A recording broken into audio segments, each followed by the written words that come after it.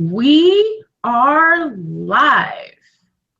This is Literary Roadhouse, one short story once a week. I'm Gerald. I'm Maya. And I'm Anais. And this week, we're waiting for me to, to load the... Oh, God. Right, sorry. Right, this I was so This is what happens when Gerald talks to me too much in the pre while you were messing. I totally messed him up. He's in giggly mode now. This week, we've been reading The Ways You Are Gone by Cami Westhoff. If you haven't read the book yet, pause the podcast, read the book, read the story, come back to us. Our main character, who's introduced slowly, and only later do we find it's male, and he's called Jack, is dealing with the fact that his girlfriend, Maddie, has been missing for 8 months. She left his apartment after spending the night, and he didn't hear from her again. The story deals not with the anguish of someone gone, but the ways in which the person left behind deals with life, with the not knowing whether Maddie is alive somewhere and not wanting to return or dead. Jack has his first date with Maddie's best friend and attends a barbecue for people with missing loved ones. We get a real sense that the not knowing is holding his life back.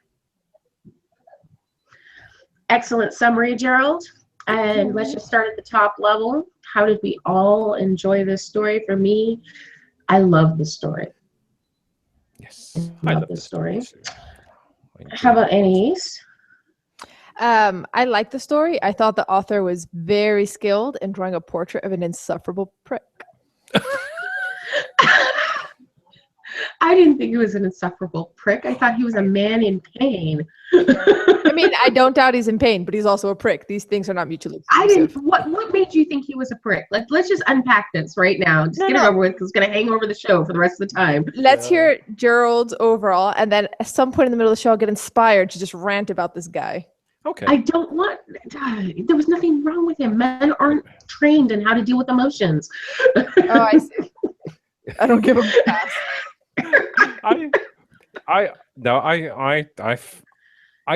The thing I enjoyed about this book is that it wasn't all about the anguish and the aching heart and the looking at the empty thing, the empty seat and all this sort of stuff.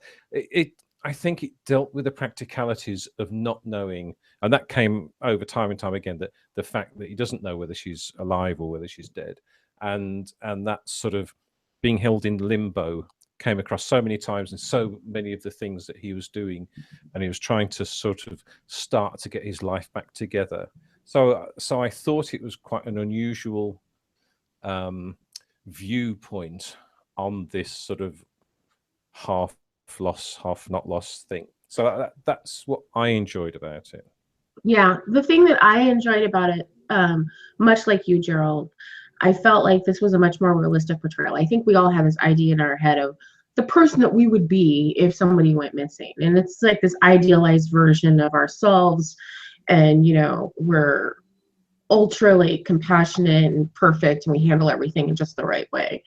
And I think that what was happening in this story was much more realistic, like the struggle, the fits and the starts, the anger combined with the mourning.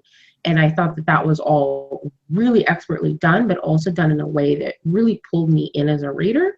And I'm not going to go into politics right now, but it reminds me of other things that I've been mourning in my life. As it were. Yeah, I'd agree with both of you in that I liked that it's not just another typical, like, looking at all the empty things and wondering where you are. I do like that it's different. We're driving through New England. Yeah, no driving through the New England countryside using the stormy weather as a metaphor for the inner turmoil. Okay. That's great. And it also did draw me in. It was not a struggle to get through this. It was, you know, one sentence flowed to the next, and I wanted to know what came next. And there was a lot of moments where I was like, whoa, that's really honest and it's refreshing to read. But that doesn't mean that even though I like the story and I like what the author is doing, that I like the narrator, he can still be a selfish, insufferable prick. And we can unpack that. But I still like that it's a story about a selfish, insufferable prick, because it's more interesting than the, like, I'm crying on the road trip. So it's interesting because it's written from his perspective. He's the main character. He's the one it's all about. It's written in the first person. So isn't everything written like that going to be selfish? Well, I don't think so. I think some of the things that he does are things that we don't normally think of a morning person as doing. But I think that they are very typical in mourning, like how he feels when he's leaving her parents' home. Like, and they turn off the lights too soon and he knows he's not going to go back.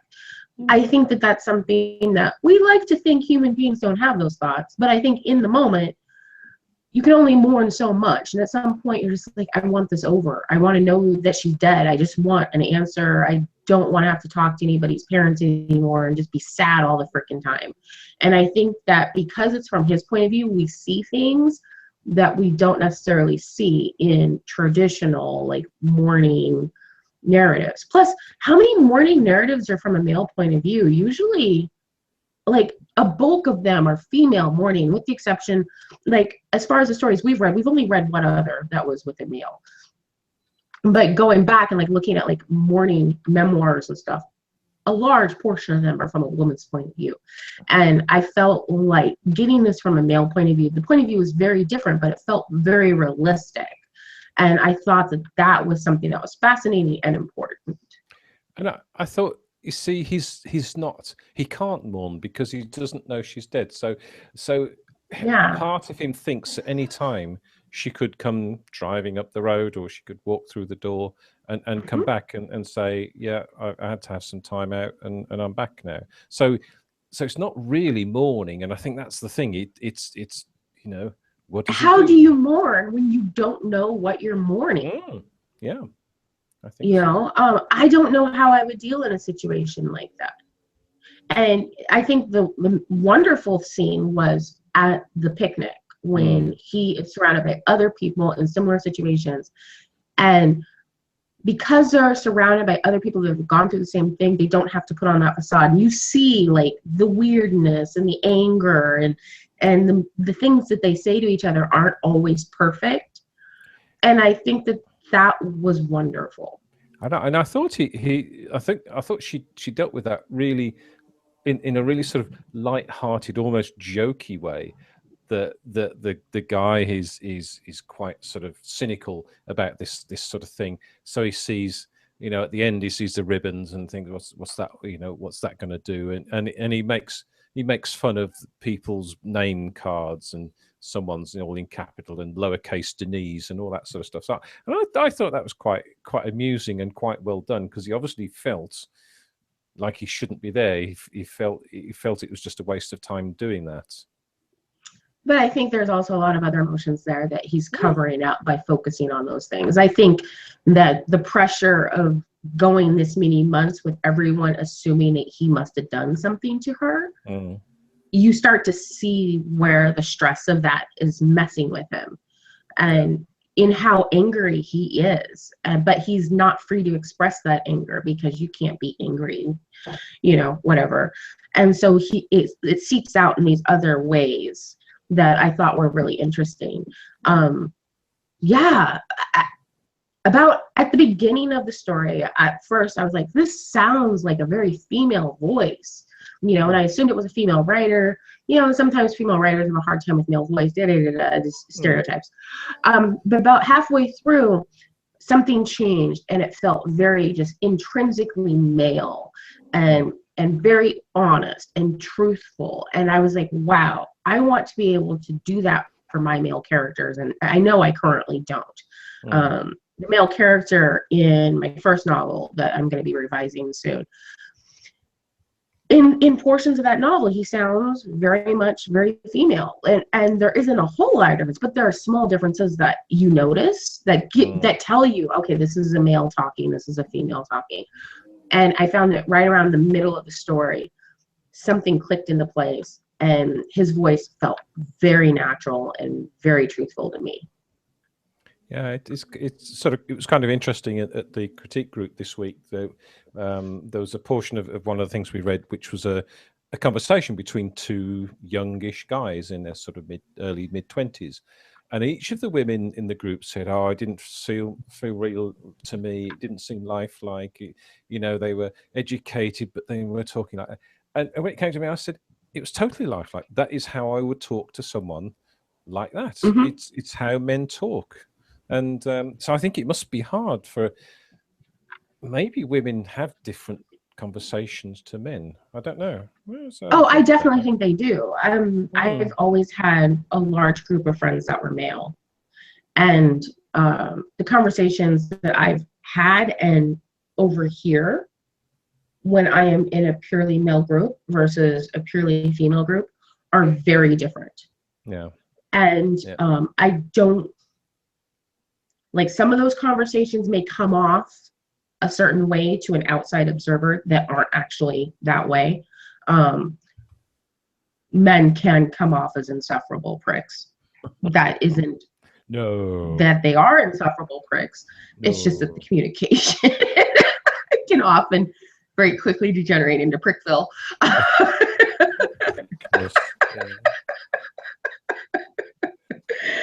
love the dudes in my house. I do.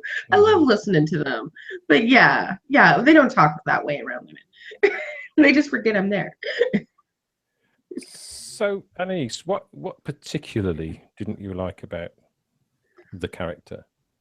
Okay, so as I'm listening to you guys talk, like, I agree, the ribbons and the name cards scene was probably the best one, especially because it kind of reflected back to him what I saw that he was doing and becoming. So the jokiness is like a good defense mechanism.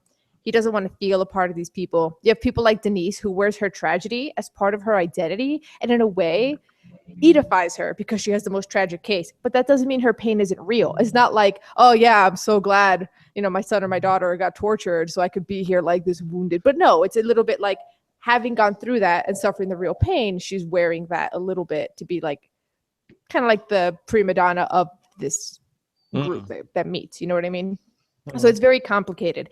The reason why I think he's a prick is when he does the week where he's seeing their future, like, that is a very realistic portrayal of a marriage that can happen in retrospect. When the person you just died, you're imagining your life with them, and you imagine this kind of really disrespectful, like, there's a reason why there's a little bit of fantasy and escapism when you think about your relationships. You know what I mean? So it's like one thing to realistically look at what you're dealt with and be like, okay, in our 50s, we started sleeping with other people and we didn't talk about it. That's what happened. And I'm fine with that. That's okay. That's honest. But to be here at like 22, he's got to be like 22 at this point and be like, I'm going to fantasize about this right now. It just feels disrespectful to the memory of the person. You know what I mean? Like, it's just like, it's almost like he's so proud of himself for being so honest. And it's like, I can see why he's an insufferable prick that she left. I'm convinced she left and she's not dead. She totally left. Because there's just this way in which he's so smug in his intelligence and his ability to be raw and to feel superior to her parents who are grieving. And like, he's like thinking like, oh, I felt like a little god. And it's like, you are such a dick though. Like, there is something that's kind of nice to escapism and fantasy. At the beginning of a relationship, you shouldn't be like, and when we're in our 70s, she's going to look washed up and finished to me. Like, you know what I mean? You can think that when you're there. Yeah, you can think that when you're there, that is true. But to be here disrespecting her memory, being like, yeah, that's totally how life would have panned out. It's not about disrespecting memory. Okay, it's about. It is. Or to be honest, like, oh, I'm glad she got a C-section. So that her vagina's not ruined. Yeah, because women don't think that all the time. Like, you know what I mean? Like, it's honest. I'm glad the author wrote it. It's interesting, but you're such a dick for sitting here at 22 and being like, oh man, the life we could have had, where I just disrespect her at every turn. Wow. So, Anais, tell us how you really feel. No, seriously, like, I feel like there's this way in which this is like championing, like, oh my God, like, he is so impressed with himself, the narrator, not the author. The author's great. The narrator, so impressed with himself for being so raw and honest. And it's like, you're just a dick. Sometimes fantasy and escapism exist for a reason. We've been doing this since BC for a reason. And like, in romantic relationships, you're shooting for something, knowing you're going to fall short.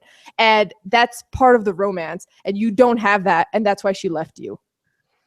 No, I don't think that she left him because she wouldn't have left her whole family in the process. But beside the point, what he's doing there, he isn't respecting her memory. He's trying to get over her. He's trying to kill her. If he sits there and thinks about an idealized version of this marriage, at the end of that week, he's going to be just as crushed as at the beginning. The whole point of that was to make it real and to live their life so that he can let go. And living an idealized version won't actually fulfill that. And so he's literally going through like, what would this have realistically looked like? But also, what's the worst thing that could have happened? How can I let go of this woman that's just disappeared on me? And so as I was reading that, I actually thought those were some of the most male parts. I think that was where it flipped to me. I was like, yeah, this is a dude. Because at first I thought maybe it was two women. But that was the part where I was like, yeah, it's a dude. Because the woman wouldn't think like that. But dudes totally would. I don't know. Gerald. A lot of men, when they get married because they love you. But they know. There's a reason why a lot of men don't really want to get married. But they'll do it. I don't think that's true, though. See, I'm not so grim about men. It's funny. You defend them because you think they're crap. And I'm like, no, I think there's a lot of men who value marriage. Oh, Maya cut out for me.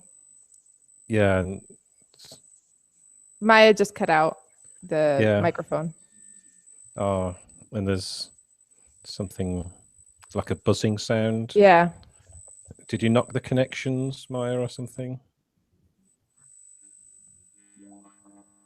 And I don't know if she can hear us. There's like a whirring.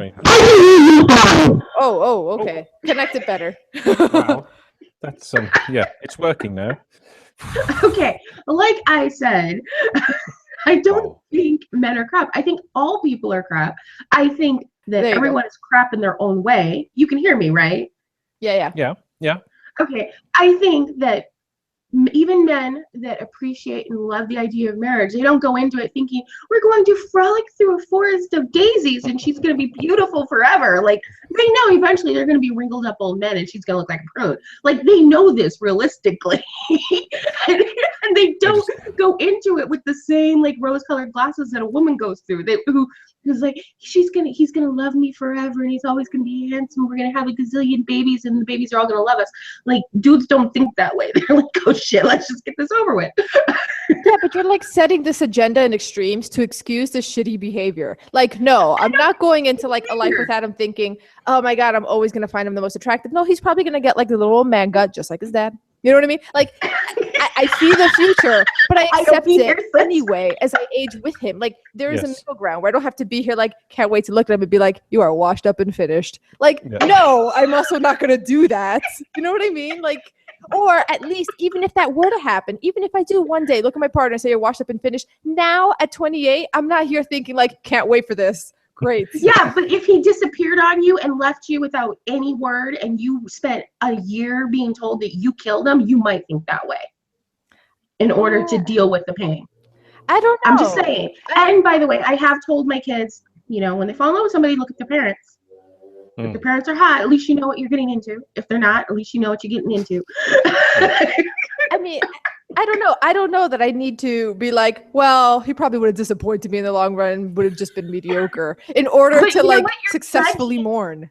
And this is the problem with mourning. And this is what the problem in America is right now with people that are going through mourning, that everyone thinks that you have to mourn a certain way in order to be acceptable. And I think that's what this story is fighting against. I think that this story at its core is saying everyone deals with these types of situations differently, and they're all valid. And the way he's dealing with this is not going to be the same way any of those other people in that group deal with it. And some of the ways they deal with it may look really, really fucked up, but we can't judge it because we're not there. And I think that is what I appreciated most about the story. I mean, so there. Yeah, I can hear that, definitely. But for me, there's still a spectrum. Like when he's a little bit like, oh, he wants to stir shit up with her parents.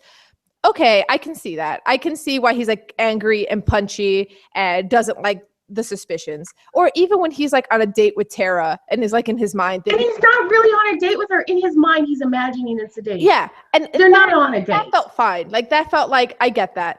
But there was just a way in which he had to bring down her memory that really, I guess for me on my spectrum, it's like, what are you doing, guy? And it's like, maybe this is why she left you, because look at you right now. She definitely left. She is not dead. Guaranteed. He didn't kill her. She is dead. I don't think he's violent, but she is dead. No. She's dead. She met a burly lumberjack. She wouldn't have left her family. Who treats her she right. She wouldn't have left her family. She wouldn't have left her friend. She would have just said, you're a jerk. I'm not going to marry you. And she wouldn't have left her cat. Okay, that's the thing. You're a cat girl. You're a woman. Why does she empty her bank account? Who's like, oh, gonna get abducted. Let me empty my bank account. No, she didn't empty it. She never put the money in there to begin with. Yeah. Now, she did cash her last check, and who knows, maybe she went to go shopping and then got killed on the way. But like in death, you find all these secrets, okay? And so in death, he finds out that she has literally been living off of him, and because the agreement was he was going to pay all the bills with his check, and that her check goes to savings. And during their entire time together, she hasn't been putting her check to savings. That's a huge freaking violation. So let's talk about who's a prick here. Yeah, if that's the way you read it, which is a valid reading, it's a valid reading. She never did any savings, or she took all the money and ran. It could go both ways, right? I think it's purposefully left ambiguous. She took all the money and ran. I think that sentence would have been written differently. Now, later, the part about her cashing her last check, that's very clear. But the fact that, she never put her money in savings, I think that was very clear. I think that was what, in, like the first section or the second section? Mm-hmm. Can we talk about the writing? It was good. No, let's talk about the character. All the words in the right order. Yeah. Very competent. Oh, wow. Oh, above competent. It was beautiful. There were some sentences that I was like, wow, that's beautiful. Yeah. I thought she did right. There's several sentences I highlighted that were just really, not sort of, not angel singing sort of wonderful, but really flowery to be flowery. They were just beautiful. Very, you just think, oh, that's a nice sentence. That's a good way of putting it. You just think, that's very good, and not over MFA'd either. So that's always a good thing. Sentimental, which is really easy to do in a story like this. I think giving the narrator some edge kept her off that sentimentality cliff that's so easy to fall off of. Kind of just kept her just on this side of it. I also like how she started very, very, very vague with just you. Nobody else existed. It was just me, you, and then slowly got more and more and more and more specific until the end. I thought that was really effective. Yeah. Because in the beginning, you start to project a little bit of yourself and your own mourning and your own grief because it's such a blank slate that I think you're more likely to stick with him all the way to the end. I mean, I didn't like when he did the days of the week, can't wait till you're in your 70s and you're washed up. That's just me, though. But there was other parts where I was sympathetic to him. Like when he's like judging the parents, I'm like, I get that anger. When he's fantasizing about the best friend, I'm like, I get that impulse. And I think it's because it didn't start there. It started ambiguous. Yeah. So good. And I also love how he's barely holding it together. And when he finally does crack, it's when he's alone and he's with the cat. And he's given the cat a treat that is something she never would have given the cat. And I thought that was so real and poignant and just kind of heartbreaking. It totally broke me. That ending was like, I started to tear up. But it wasn't over sentimental. It's about the cat and something he did made the cat stop eating, and he just said, "Go ahead, it's okay." And sorry, Megs, go ahead, finish. Yeah, and that's always when you crack. it's those little moments, those little things. I love that ending. And that was, and in that ending, it said it was the most gone you'd ever been. So he was sort of she's bringing forth this idea that being gone is an analog thing in this case, that it's there's no definitive death and mourning. It's there's gone and half gone and a bit gone. And I think that's an idea that I've never seen written down. I definitely resonated with that, thinking about my mom. Like there are times when like she's super gone and then she's a little bit gone, and then there's times I literally don't think about her, and then all of a sudden she'll pop back up in my mind for no reason. And I think that, pardon the racing on the overpass, it's a thing that happens here in New Orleans. But I think that was something that struck me as really real, and I appreciated seeing that on paper. And also that comes full circle, because in the beginning, before it gets into specifics, which is like, I miss you, there was different times, like when I miss you a lot, I think of this. When I miss you a little, I think of this. When I miss you the least, I think of this. There was that little bit in the beginning. Mm-hmm. So it was already sort of set up, and it was very nice, I thought. Yeah. Very well done. So Annie, Mm-hmm.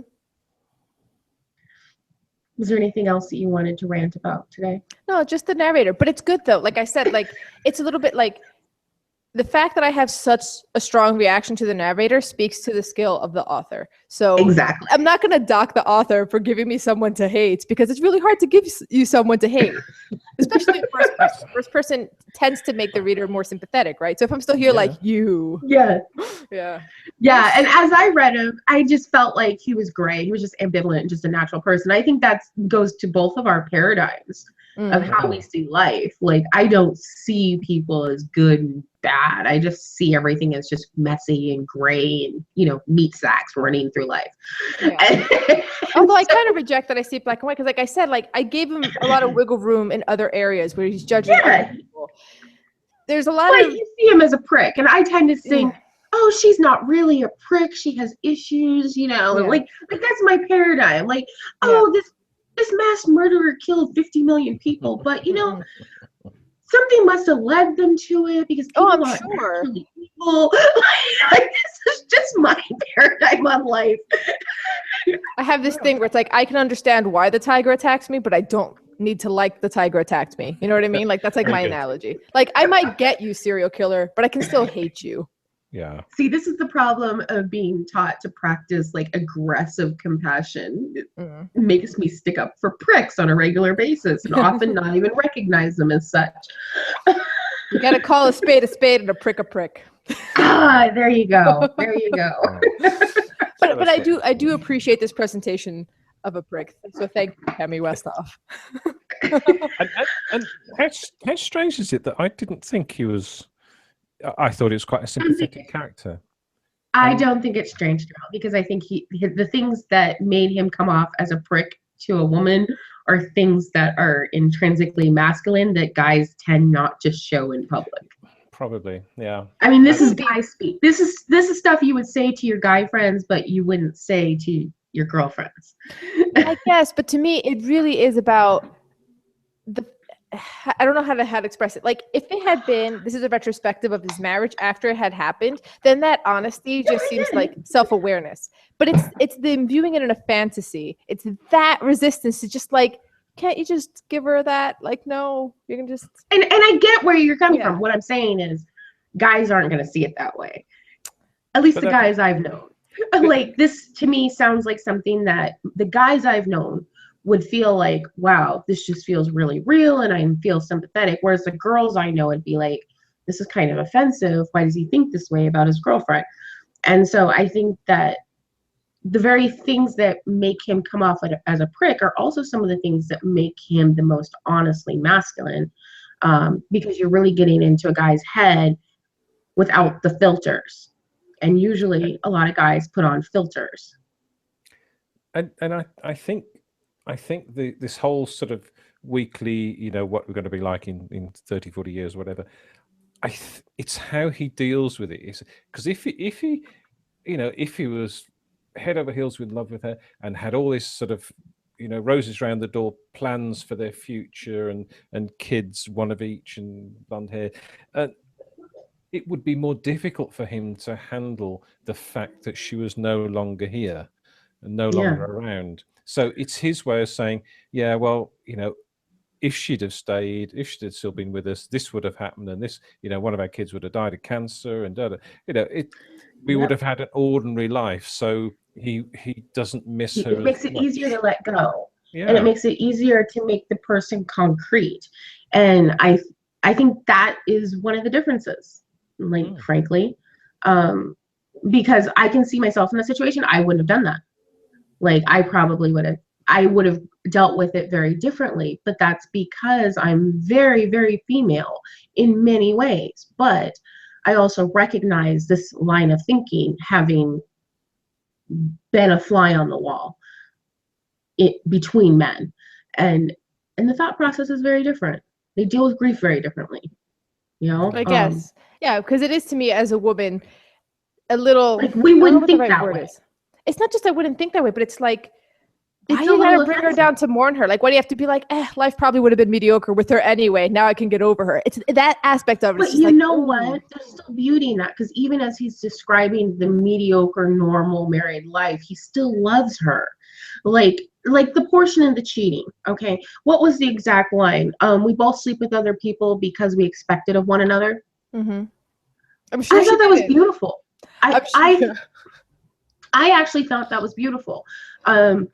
A lot of the poly couples I know actually came to poly later in life as they became more realistic about relationships. And so I've been around a lot of 50, 60, 70-year-old poly people and listened to them talk and work out how to handle relationships and stuff. And it's one of the reasons why when I see big politicians that get caught cheating, my first reaction is, why do we have to assume it's cheating? Who's to say there wasn't an unsaid agreement? Because there's a lot of marriages with these agreements that are going on in the world. And so that line to me spoke of an honesty, but also a love there. Like, we're sleeping with other people because we expect it of one another, not because we hate one another, or we're cheating on one another, or we disrespect one another. No, it's because we expect it of one another. The part when he is uncovering her body when she's sleeping and just looking at her, and he sees like the normal, like concrete, like meat changes, but there's also a love in the way he's gazing at her and seeing her for as she is.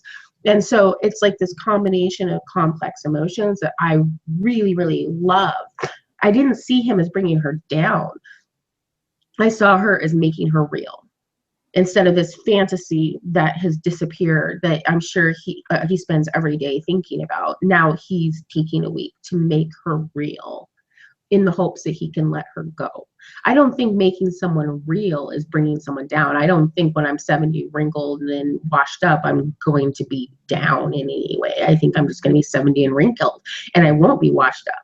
Because I'm going to be a badass 70-something that, like that she's old. It's those phrases like that she's old or finished. The C-section, that certain parts of her were spared. It's just a little twist in language here and there. It's not like, I don't. But it's realistic. It is realistic. Yeah, but it's like fetishizing the realistic at the expense of. He's spending a week living her life. The whole thing is a fetishizing experience. Like, I know, he's literally saying, this girl is gone, so I'm going to take a week out of my life and imagine what our life would have been like until our death. Yeah, I'm still not sold. Like, the whole idea is kind of ludicrous. And he doesn't portray himself as great either. Like, it's not just her that's old, washed up. Like, he's old too. Himself? He does not criticize himself. Whatever. I see him as aging. He's a little god. That's what he calls himself later. I mean, yeah, whatever. So, Gerald, do you have anything to say? I don't know. You're just going to leave me hanging. Yeah, Thanks, Gerald. It's the last time I stick up for your gender. With allies like these, where it's like, but men are emotionally stunted. Oh, okay. Great ally. I didn't say emotionally stunted. They're not trained to handle their emotions in the same way women are. And so the way they do handle them look very different. We have a model of when somebody dies, when somebody's missing, this is how you go through mourning. And when you don't have that model, the way you go through mourning can look very different. Yeah, I thought it was a fresh look at how somebody deals with this situation, and I thought it was original, and I thought it worked very well. And maybe some people would take issue with what he felt and how he felt and what he thought about. But I think it's a valid way. It's just the same as the people with the ribbons and the T-shirts and stuff. That's how they are dealing with it, and that's how he deals with it. I think you said something important. You said people would take issue with the things he thought and how he's mourning. That happens in real life. Mm-hmm. When somebody dies and you're mourning their death, they give you about a month. And then all of a sudden they come in with their own ideas of how you should be grieving. And it's really frustrating. Yeah. And in part, I think it's because our society has pulled away a lot of the permission to mourn and again, the rules and expectations of what it's like to be mourning. Our society does not give you a lot of time to mourn somebody. And we are judged. And so we are doing this thing to the story that people do to actual people who are mourning all the time. When somebody dies or somebody's missing on TV, and they come out and they're like, you know, and then everyone has to sit around, did he cry enough? How did he look? Did he look guilty? Oh, he must be guilty because he wasn't like falling apart. But people don't give permission to be in shock. Don't recognize that sometimes you can be frozen. It's like when a woman's raped and she doesn't fight back. Well, she must have wanted it. Whatever. People freeze. Like the way we deal with traumatic situations can really, really vary, but our society only has allotted certain reactions as acceptable. And I think it's really fascinating that this author has prompted us to do to the story what people do to actual mourning people. And I think that that's a huge strength in this story. Yeah, I think you know, we've seen it over here a few times now where you know, Princess Diana died, and there were thousands upon thousands of people taking bunches of flowers to this one particular place and crying and stuff. And I thought, why? What? You didn't know her. She wasn't your friend. Why are you acting like that? So to me, they are not acting how I would imagine someone should react. And you think, to me, I didn't know her. Well, that's a shame. Move on. You know, it's no and so big deal you're to doing me. the same thing. Yeah. Whereas to them, who's to say that, you know, the first time that they used to sit with their mother as they watched Princess die, you know, or whatever, and now their mother's gone, and this is a representation. There's so many reasons why people mourn celebrity. And I think you're right. Like our society said, it's okay to mourn in this situation, and you're only allowed to mourn so long. And if you're mourning, you have to mourn in a specific way. And if you don't mourn in that way, then you must be guilty of murder or you're just a bad person. And I think it's really fascinating. It's like when my wife goes away with her friends or something and leaves me on my own, and people say to her she friends, leaves you on your own. I love how you say that. You have to feed yourself. And I'm so sad.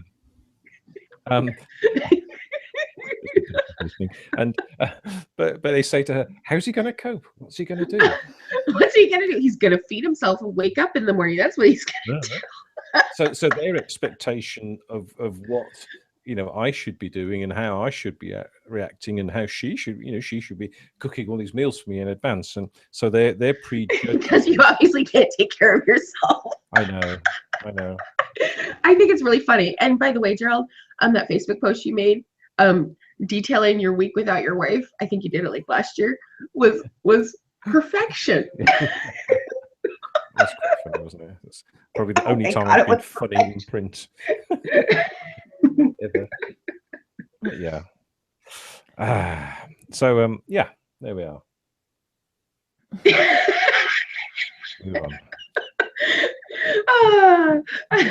Let's more in this story, shall we? Can I just say that I did take umbrage with the fact that 30 is old? Like, what the hell? Because he's a baby. They're in their early 20s. They're young. Because I'm thinking the only person who thinks that a 30-year-old is wrinkled and has like blue veins poking through their skin is like someone who's hella young. Because 30 looks really young. His voice did sound. My one criticism would be his voice did sound a little too mature for his age. Because he's 2 years older than her, and she went missing at 20. He's 22. I don't think 22-year-olds are this. Yeah, I thought he was like 27. No, he's 2 years older than her. He didn't sound like a 23-year-old. Yeah. Yeah, he definitely sounded older than that. But I did take umbrage. I was like, oh, you think a 30-year-old is old? And then he's like 55. I'm just like cracking up. I'm thinking, oh, you poor kid. Yeah. I know. Interesting. So yes, women that read this story, don't worry, you are not wrinkled and see-through at 30. You have at least a couple decades until that.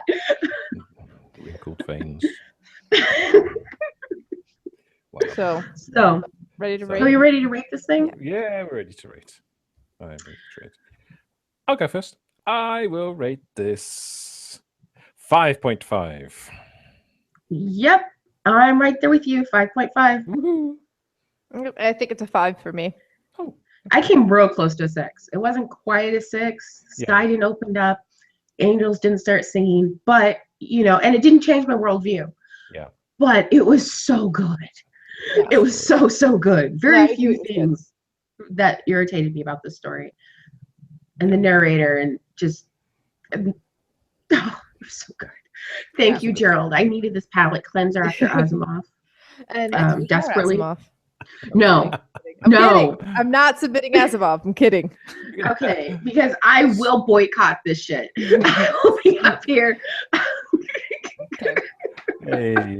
So, I'm doing the quiz. What stories would you like to submit for next week? Anais. I am submitting Referential by Laurie Moore. Ooh, okay.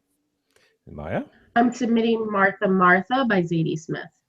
Hey. Tommy had some Zadie Smith. Okay. So, on the theme of missing, missing words. Hooray. What? Fun! It's like crossword live. It's a very simple quiz. There's only 4 rounds, so and there's a tie break in case we get a bit stuck. Okay, I'd like you to give me what the missing word is in this film title. Very simple. Simple pimple. And you will notice something similar between all the words that are missing. So since Anais is on the left and first, Anais, 50 Shades of Grey. So they get a bit more difficult. Maya, Carlitos. Way. Yes. Way. Grey. Anais, Child's. Play. Hey. Maya, 7 Days in Hell.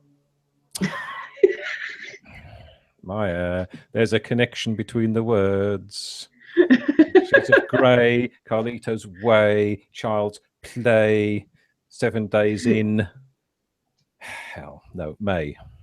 I don't know this movie. Sorry. No. But anyway, okay. I didn't get the pattern until you pointed it out either. I got it. I got to play. I know. Of course, Annie is getting it because she went to a good school. She got a real education. Okay, Annie, something it forward. Pay it forward. Pay it forward. Maya, eat something love. Pray. Yay, see? Anais, the something divorcee. The something divorcee. I think it might be an older film. It is an older film. I'm trying to remember. Gay. Oh, I know. I don't know. What did you say? Gay. Gay is correct. Wow. Hooray. It is correct. You got it. And Maya, even though you've not won, and this is a hard one actually, something of the chameleon.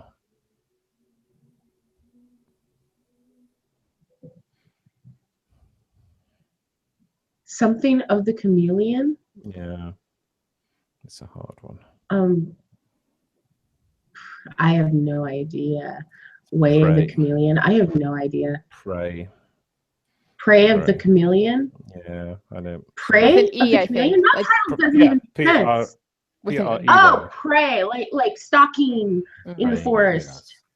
Okay. Okay. Let's and we'll do the tie break because we always do. But we're not tied. She won. No, but it's just for fun. Fighting up women. Okay, fine.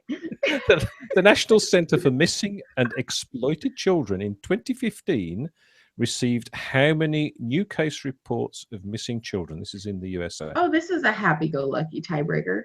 Yeah. New case reports of missing children in 2015. Anais, how many do you think? This is British? It's American, USA. No, US. Oh, it's American. Yeah. Oh, if it's American. 20,000. And Maya? $250,000. Oh my God, no. 13,000. How many? 13,000. 13. Yeah, I was gonna be like between 10 to 20. Yeah, that's not many missing children. Yeah. So next week we are reading. No one's tracking all the sex trafficking children. Well, next week we are reading Referential by Lori Moore. But before you go, tell us whether or not you think Madeline was taken or ran away at literaryroadhouse.com. If you have any clues as to Madeline's whereabouts, leave them along with a review on iTunes, Stitcher, and Spreaker. Want to hear about more missing persons in books and short fiction? You may listen to our other shows, the Literary Roadhouse Book Club and the Bradbury Challenge. And lastly, I'm starting a new charity called the Madeline Foundation for Women Who Say Yes to Terrible Men. Support this charity and our podcast expenses at patreon.com/Literary Roadhouse. And as always, share this podcast with the grieving parents you feel superior to. Until next time, read a good story. Oh, she totally was taken. She was taken by a mass murderer and left in pieces somewhere. She could have been, or she's like, you know what? I'm marrying this guy. I'm not marrying this jabroni. You have to get your family to not marry somebody. There is such a thing as calling it off. Women do it all the time. Sorry, it's not you, it's me. I'm off. I'm off to marry a lumberjack. Yeah, usually it does happen right about like that. It's not you, it's me. Yeah. When really the translation is it's definitely you and not me. Exactly. Hello? Hello. I think I froze. No, you didn't. Yep, I think I froze. I'm just saying I got to run off because I got things to do. Bye. Okay. Say la vie. Bye-bye. And let me stop this broadcast. Bye, guys. It was fun. Bye-bye.